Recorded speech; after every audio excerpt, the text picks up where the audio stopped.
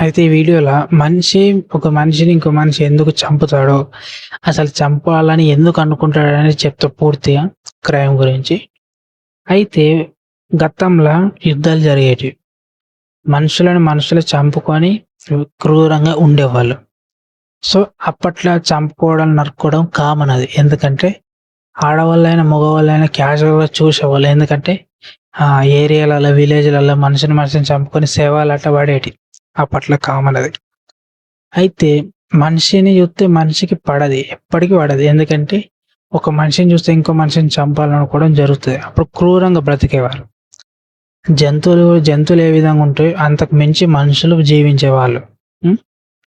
అయితే ఈ మనుషులందరిని కట్టడి చేయడానికి గవర్నమెంట్ డిపార్ట్‌మెంట్ వాళ్ళని మనుషులే ఆలోచించి క్రియేట్ చేసి ప్రెజెంట్ రాజ్యాంగం ద్వారా ఆ వ్యవస్థ కంటిన్యూ అవుతుంది. గతంలో రాజ్యాంగం లేనప్పుడు మనుషులు చంపుకొని విచ్చలవిడిగా తిరిగేవాళ్ళు. రాజ్యాలు అప్పట్లో ఏలేవి. అంటే బలమున్నోడిదే రాజ్యం, బలమున్నోడిదే.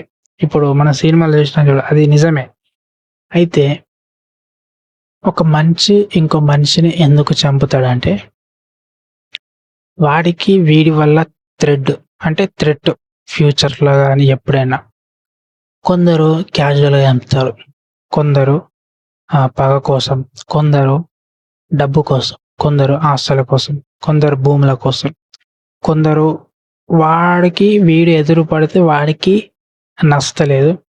అండ్ డైలీ రొటీన్‌గా వాడిని చూస్తే వీడికి ఇరిటేట్ వస్తుంది.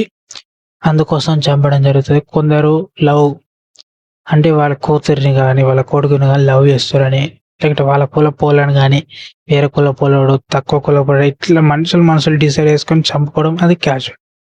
సో, చాలా రకాలుగా మనుషులు చంపుకోవడం జరుగుతాయి. అంటే ఇంత డిపార్ట్‌మెంట్ వాళ్ళు ఉండంగా గూడా చంపుకోవడం జరుగుతుంది. అయితే గతంలా గతంలో గాదు ఎప్పుడైనా, ఇప్పుడు జంతువులుంటాయి. జంతువులకి ఒకటి ఐడియా ఉంటది. ఇప్పుడు పెద్ద జంతువు ఉందనుకో, అది నడుచుకుంటూ వెళ్ళేటప్పుడు దాని ముంగట చిన్న జంతువు వచ్చిందనుకో దాన్ని చంపి తింటది. లేకుంటే దీనికంటే పెద్దది వచ్చిందనుకో తప్పించుకోవడానికి ప్రయత్నిస్తే తప్పించుకోవడానికి ప్రయత్నిస్తది. పెద్ద జంతువు వచ్చినప్పుడు. అది కుదరకపోతే దాని ముంగట చనిపోయి, అంటే అది దీన్ని చంపేసి అది తినడం జరుగుతది. జంతువులలో రెండే జరుగుతాయి. ఒకటి చంపి తినడం, లేకుంటే వాటి చేతుల చచ్చిపోయి వాటికి ఆహారంగా అయిపోవడం. ఇది జంతువులలో రెండే ఉంటాయి. కానీ మనిషి దానికొస్తే చాలా క్రూయల్ ఉంటాయి. ఎందుకంటే మనిషి ఎలాంటి వాడో తెలదు. మంచిగున్నాడు, మంచిగా చూసుకుంటుండు, అంటే మంచిగా అడ్డం చూస్తుండు, మంచిగా బొట్టు పెట్టుకుంటుండు, సిన్సియర్‌గా యూనిఫార్మ్ ఏసుకొని మంచి క్యాజువల్‌గా అందరితోని మాట్లాడించుకుంటా, నవ్వుకుంటా వెళ్తుండంటే వాడు నటిస్తున్నాడు అనుకోవచ్చు. లేకుంటే రియల్‌గా ఉన్నాడు అనుకోవచ్చు. లేకుంటే నటించుకుంటే వాడి మైండ్ సెట్‌లో ఏముందో.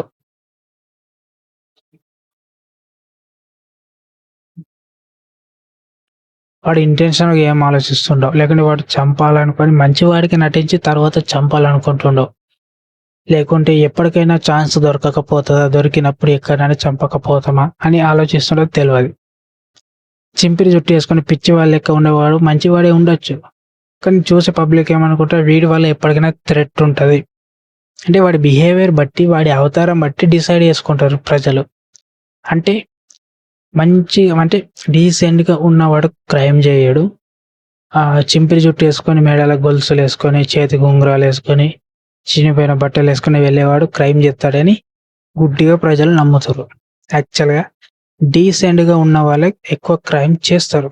అది డిపార్ట్‌మెంట్ వాళ్ళకి ఐడియా ఉంటది. ఎందుకంటే వాళ్ళు చాలా కేసెస్ చూస్తారు. ఎందుకంటే డీసెంట్‌గా ఉన్న వాడి మీద ఎవడికి డౌట్ రాదు. పిచ్చి పిచ్చి వేషాలు వేసేవాడు, అంటే వాడు క్యాజువల్‌గా ఉంటాడు. వాడు యాక్చువల్‌గా హ్యూమన్ ఉన్నట్టు వాడికి ప్రేమ, అనుబంధం, బాధ్యత, ఆహ్, ఒక ఫన్నీ లైఫ్ ఉంటది కాబట్టి వాడు సరదాగా అందరితో మాట్లాడుకుంటూ తిరుగుతుంటాడు. కానీ వాడి ఇంటెన్షన్ అనేది చెప్పలేం. వాడు క్రైమ్ చేయాలనుకుంటుడా, చేయలేడనుకుంటుడా తెలీదు. కానీ మాక్సిమం మాత్రం అలాంటి వాళ్ళు క్రైమ్ చెయ్యరు. ఈ డీసెంట్‌గా ఉన్నవాడు ఎక్కువ క్రైమ్ చేసే అవకాశం ఎక్కువ ఉంటది, కానీ చూసే వాళ్ళకి వీడు క్రైమ్ చేస్తాడు అని ఎవడికి తెలవది. కానీ క్రైమ్ జరిగిపోతది. డిపార్ట్‌మెంట్ వాళ్ళకి వీడి మీద ఆవగించంత అసలు డౌటే రాదు.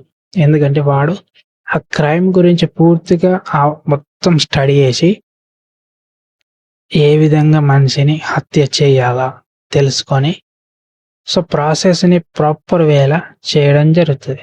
ఎగ్జాంపుల్ రాజకీయ నాయకులు చేస్తారు అదా. అది డిపార్ట్‌మెంట్ వాళ్ళకి కూడా ఐడియా ఉంటది. కానీ వాళ్ళు ప్రెస్ ముంగటకొచ్చి ఎందుకంటే వాళ్ళకి ఉద్యోగం ఉంటది. వాళ్ళకి ఫ్యామిలీ ఉంటది. సో, అట్లా డైరెక్ట్ మాట్లాడితే ఏం జరగది. ఆ పొలిటీషియన్ కూడా ఎవడు జైలేయడు. ఏసినా కూడా వెంటనే వాళ్ళు బెయిల్ మీద బయట తిరిగొచ్చి మా లైఫ్, మన ఫ్యామిలీని నాశనం చేస్తారని ఆ ఆఫీసర్ కూడా గుర్తు కాబట్టి ఆఫీసర్ ఎప్పటికీ డెసిషన్ తీసుకొని పలానా వ్యక్తి చేసిండని తెలిసి కూడా చెప్పడు. ఎందుకంటే తన ఫ్యామిలీ గురించి కూడా ఎందుకంటే డిపార్ట్‌మెంట్ వాళ్ళు కూడా మనుషులే కదా! మనమందరం మనుషులు, మా డిపార్ట్‌మెంట్ వాళ్ళు కూడా మనుషులే. సో, చెప్పరు. సో, ఈ డీసెంట్‌గా ఉన్న పర్సన్ డీసెంట్‌గా ఉంటూ క్రైమ్ చేయడం జరుగుతది. కానీ క్రైమ్ చేసిండని తెల్వది. ఎందుకు తెల్వదంటే ప్రూఫ్స్ అనేటివి డిస్ట్రాయ్ చేస్తే తెల్వది. అయితే ఒక పర్సన్‌ని హత్య చేయాలనుకుంటే, ఆ పర్సన్ హత్య చేసే ఒక వ్యక్తి ఉంటాడు, అన్నోన్ పర్సన్. ఆ వ్యక్తికి తెల్వది. ఈ వ్యక్తి చేపిస్తుండని తెల్వది. కానీ హత్య జరుగుతది. కానీ ఆ హత్య చేసే వ్యక్తికి సింపుల్‌గా పలానా పర్సన్ యొక్క ఫోటో, ఆ అమౌంట్ ఉంటది. సో, దాని ద్వారా జరుగుతది. ఇది రియాలిటీ. కానీ చాలా మందికి ఇది సింపుల్ అనిపిస్తది. కానీ ఇది రియాలిటీ జరుగుతది. సో, ఒక అన్నోన్ పర్సన్ ద్వారా యాక్సిడెంట్ రూపంలో గాని ఏదో రకంగా చనిపోయడం జరిగింది అని న్యూస్ పేపర్‌లో రావడం జరుగుతాయి. కొన్ని సార్లు ఓవర్ స్పీడ్ తోటి కంకరతోటి నింపుకున్న టిప్పర్ అనేది ఒక బైక్ డ్రైవ్ చేస్తున్న వ్యక్తి మీదకి అమాంతంగా వెళ్ళిపోయింది. సో, డ్రైవరు ఆల్కహాల్ తీసుకున్నట్టు తెలుస్తుంది.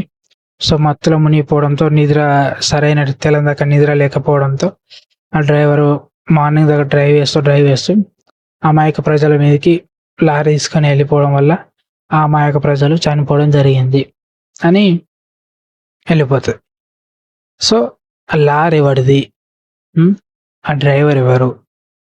అసలు జరిగిన సంఘటన కూడా, అసలు చేసిన కథ కూడా ఆయనకు తెలవది. సో, దట్ ఈస్ అది జరిగిపోతది అట్లా.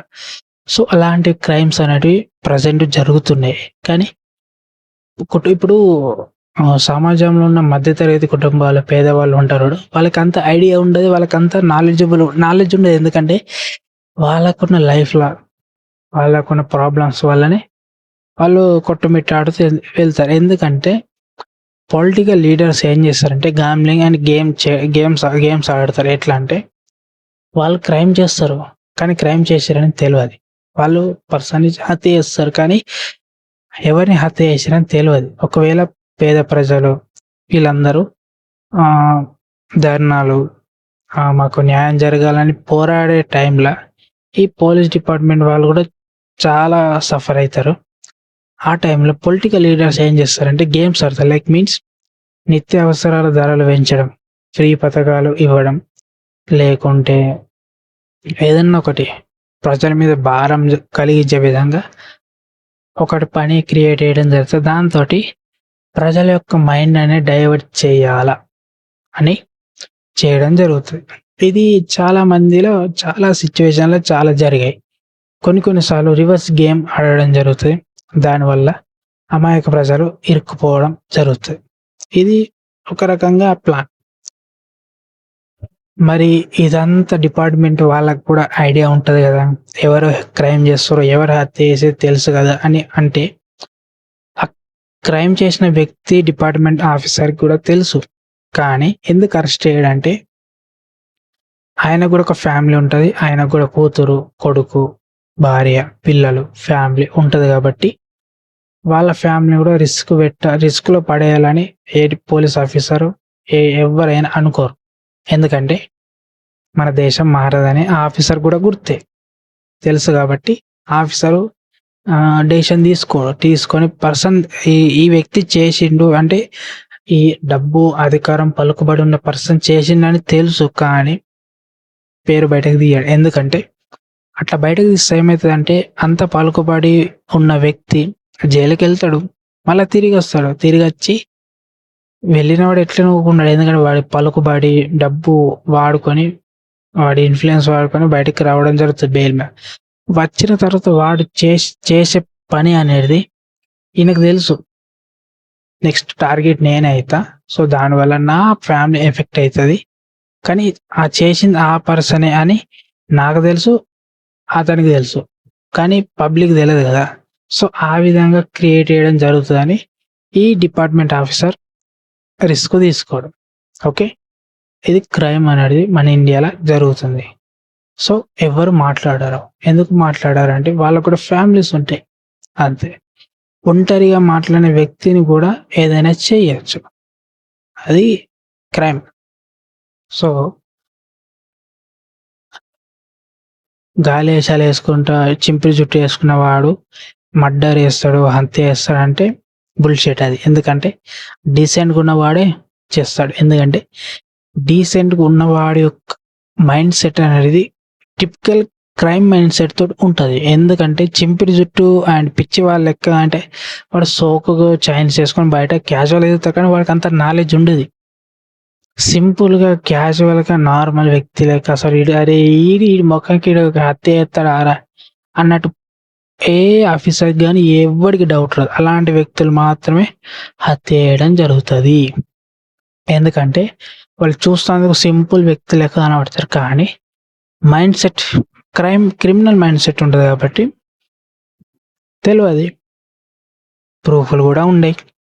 కోర్టు వారికి గూడా ఏం గావాలా? ప్రూఫ్‌లు గావాలా. ఆ ప్రూఫ్‌లు లేకపోతే ఎవ్వరేం జేస్తారు? ఇప్పుడు ఒక పర్సన్‌ని హత్య చేసినాం.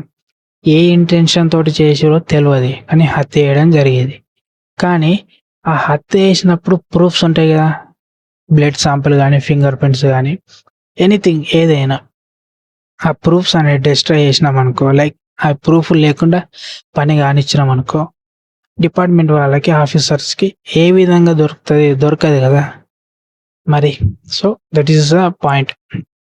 సో, అందుకే క్రైమ్ అనేది మన ఇండియాలో చాలా జరుగుతాయి. ఇప్పుడు చాలామంది మహిళా మండలిలు, దాంతో మహిళా మండలి అంటే ఆడవాళ్ళు చాలామంది ఇప్పుడు అంటారు, "అరే! చిన్న పిల్లల మీద రేపులు జరుగుతున్నాయి. చాలామంది అమాయక ప్రజలు చనిపోతుర్రు. చాలామంది మీద కేసెస్ అయితున్నాయి. ఎందరో మర్డర్ చేస్తుర్రు, ఏదో చేస్తుర్రు" అని పోలీస్ డిపార్ట్‌మెంట్ వాళ్ళని క్వెషన్ చేస్తారు గదా!